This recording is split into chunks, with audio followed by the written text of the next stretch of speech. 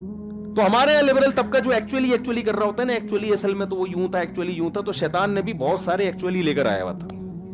شیطان کو اللہ نے کہا تو نے سجدہ کیوں نہیں کیا؟ شیطان نے کہا ایکچولی بات اصل میں یہ ہے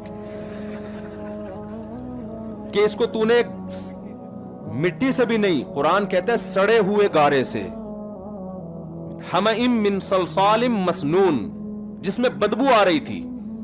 جیسے ماں کے پیٹ میں جب بچہ بنتا ہے نا، ابتدائی مراحل میں انتہائی بدبودار ہوتا ہے، تو قرآن کہہ رہا ہے ہم نے اس مٹی کو سڑایا ہے. سڑی ہوئی مٹی کو کہتے ہیں ہما، اور مسنون آگے اسی کی تاکید. سڑی ہوئی مٹی کو، یعنی مٹی کو ایک ایسے پروسیس سے گزارا کہ اس میں سڑان پیدا ہوئی ہے، اس کے بعد آدم علیہ السلام وجود میں آئے ہیں. تو شیطان نے کہا ایکچولی بات یہ ہے کہ ان کا جو میٹیریل ہے نا جس سے یہ بنائے گئے ہیں وہ اتنا اچھا نہیں ہے کہ میں جو آگ سے بنا ہوا جس میں اسمیل نہیں ہوتی، بدبو نہیں ہوتی، دھوئیں میں تو ہوتی ہے، تو جس چیز کی دھواں ہے اس میں، آگ میں تو بذات خود نہیں ہوتی نا. تو ایکچولی میری کھوپڑی میں یہ چیز آ نہیں رہی ہے کہ میں اس سے پہلے بھی ہوں، عبادت گزار بھی ہوں، اور یہ زمین میں اس کی آل اولاد فساد بھی کرے گی، اور میں اس کو سر جھکاؤں. ایکچولی بات یہ ہے کہ یہ چیز میری سمجھ میں، میری کامن سینس میں بالکل بھی نہیں آتی. تو اللہ میاں کو بھی چاہیے تھا کہ شیطان کو دلائل سے جواب دیتے. کیا خیال ہے؟ ہم ہوتے تو ہم اللہ میاں کو کہتے، مشورہ دیتے کہ اللہ آپ دلائل سے شیطان کو سمجھائیں کہ بھئی بات اصل، یہ اللہ ہمارے ذمہ لگا دیتے کہ تم بتا دو. تو ہم شیطان کو کیا کہتے ہیں، ایکسکیوز می سر، بات یہ ہے کہ تھوڑی بات سمجھنے کی کوشش کریں.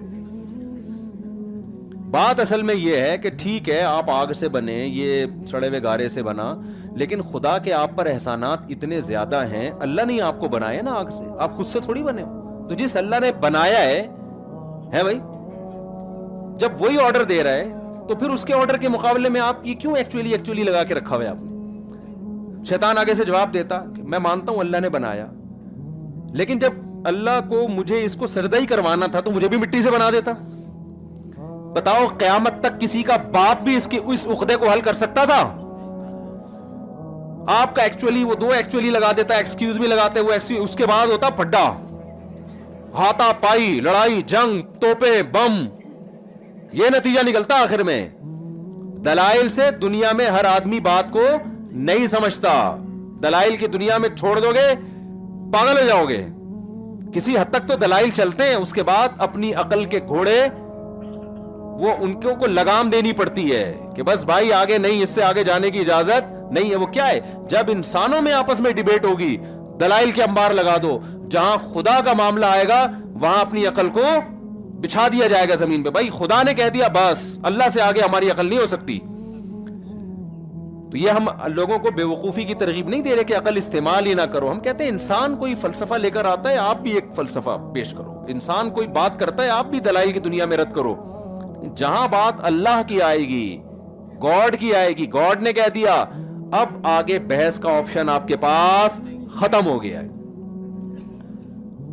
تو اللہ میاں نے شیطان کو دلائل نہیں سمجھائے کہ نہیں یہ تو یوں ہے تو یوں ہے، دیکھ میں نے تجھے. اللہ میاں نے شیطان کو کیا کہا، فخرج منہا انک رجیم.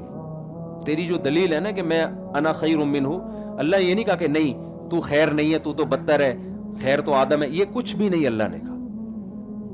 اللہ میاں نے اس کو یہ کہا کہ تو یہاں سے نکل جا.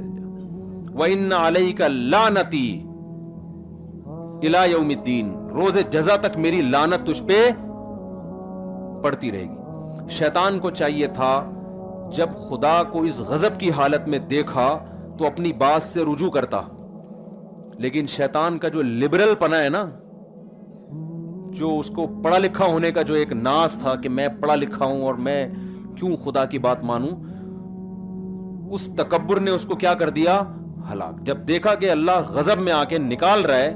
دیکھو ایک بیٹا باپ کے سامنے اونچی آواز سے بات کرتا ہے، باپ کہتا ہے بیٹا جو بھی ہے اپنی آواز کیا کرو بس. بیٹا جواب میں کہتا ہے کہ میں بات صحیح کر رہا ہوں، مجھے کوئی نہیں روک سکتا. تو باپ بعض دفعہ غصے میں آتا ہے اور تھپڑ لگا دیتا ہے، یہ کہتا ہے نکل جائے یہاں سے. عقل مند بیٹا ہوگا کہے گا یار ابا کو آج میں نے زیادہ غصہ دلا دیا، اب اس بحث میں پڑے بغیر کہ صحیح کون ہے غلط کون ہے، اب کیا کرو، ابا کو منانے کی کوشش. لیکن متکبر فرعون کیا ہوگا، وہ باپ کے سامنے یا ماں کے سامنے تواضع کے بجائے اور زیادہ اکڑ دکھائے گا، جو کہ مارکیٹ میں آج کل چل رہا ہے. बॉस के सामने ये झुके हुए होते हैं माशाल्लाह. किसी का तकब्बुर टूटता हुआ देखना हो ना, अपने बॉस के सामने देख लिया करो. वहां नहीं आता कि मैं गुस्से में आप से बाहर हो जाता हूं, मैं गुस्से में यूं हो जाता हूं. जिससे आपका कोई नफा वाबस्ता है ना, उसके सामने ब्लड प्रेशर कभी हाई ही नहीं होता है. अगर होगा भी तो जिंदगी में एक दफा, फिर जब उसका नुकसान होगा ना तो दोबारा कभी नहीं होगा. ये सारे अब्बा अम्मा और ये भाई और बहनों यही चल रहे हैं आजकल. इनके सामने सारी ट्रक, बीवी को 6 थप्पड़ खींच के लगा दिए, बीवी को डांटा तो बेगम साहिबा ने आगे से रिप्लाई कर दिया. एक लतीफा सुना दूं, हजरत फिरोज मेमन साहब का पेश करदा लतीफा है. 2 दोस्त मिले, उन्होंने कहा आजकल तेरी कैसी गुजर रही है घर में ना. तो एक दोस्त था, उसकी अच्छी नहीं गुजर रही थी, वो बीवी का गुलाम बना हुआ था बेचारा. लेकिन उसने कहा अगर मैं यूँ बताऊंगा मैं गुलाम बनाऊँ तो मेरी बेइज्जती होगी, तो बताओ इस स्टाइल से कि वो बेइज्जती ना हो. तो उसने कहा यार बस मैं जब सुबह उठता हूँ तो मैं नाश्ता मैं खुद बनाता हूँ. उसका फ़ायदा ये होता है कि अपनी मर्ज़ी का नाश्ता होता है, तो चाय भी मेरी मर्ज़ी की होती है, टाइम भी मेरी मर्ज़ी का, तो मुझे फ़ायदा होता है. तो फिर जब मैं बना ही लेता हूँ तो मैं कहता हूँ चलो बेगम को भी खिला दो, तो उसके दिल में मोहब्बत पैदा हो जाती है. तो अल्लाह का बड़ा फजल है.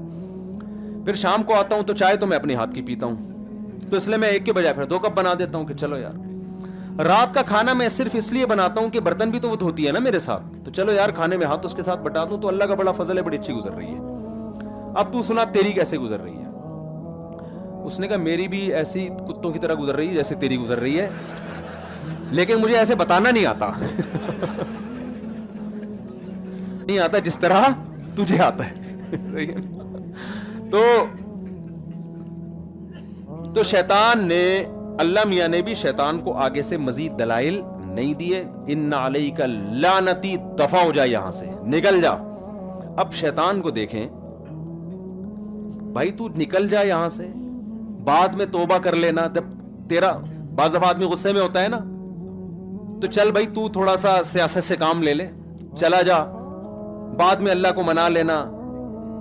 शैतान भी तकब्बुर में, उसने कहा कि इस आदम की वजह से मुझे निकाला है, ठीक है मैं जहन्नम में जाना मुझे कबूल है, इसको भी लेके जाऊंगा, और मुझे तू क़यामत तक के लिए जिंदगी दे दे. कितनी गलत चीज मांग रहा है ना अपने लिए, गलत चीज मांग रहा है ना भाई. तू हसद की आग में इनका नुकसान करना अपना क्यों कर रहा है. बात समझ में आ रही है कि नहीं आ रही है. तू हसद की आग में भड़क रहा है तो तू इनके पीछे पड़ना. गलत तो वो भी है, लेकिन ये फिर भी कुछ समझ में आता है कि इसकी वजह से निकाला, तो इसको अपने लिए भी कि मैं भी जाऊंगा लेकिन इसको भी लेके जाऊंगा, तो मुझे अपना जाना भी मंजूर है.